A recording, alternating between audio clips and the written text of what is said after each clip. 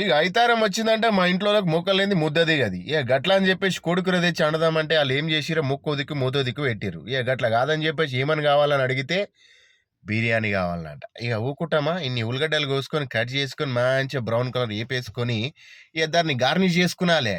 ఇక వాళ్ళు చెప్పినట్టు వినాలి. లేకపోతే ఇక గిన్నెలు పోకెళ్ళి కింద మీద పడతా ఉంటాయి, లొల్లి పెడతా ఉంటాయి. ఇక అందులో టమాటాలు వేసుకొని ఇంత పెరుగు వేసుకొని పచ్చిమిరపకాయలు వేసుకొని మంచిగా కలిపేసుకోవాలి.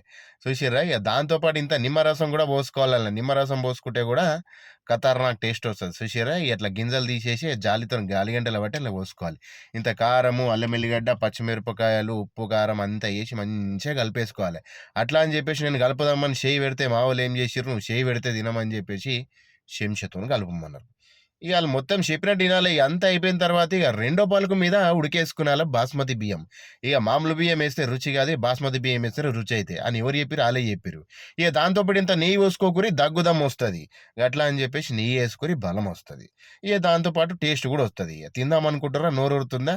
ఇక రండి ఈ బిర్యానీ తినాలంటే మా ఊరికి రావాలి నిజామాబాద్. చూసారా ఎంత మంచిగా ఉందో? ఈ అప్పుడప్పుడు ఆడలకు కూడా నచ్చినట్టు చేయాలి. వాళ్ళు కూడా జర మనకు నచ్చినట్టు ఉంటారు. వాళ్ళని బాధ పెట్టొద్దు. అయితారం ఒక్కరోజే వాళ్ళకి వచ్చేది సెలవు. వీడియో నచ్చితే సబ్స్క్రైబ్ చేయరి, ఫాలో చేయరి, లైక్ కూడా కొట్టుర్రి, కామెంట్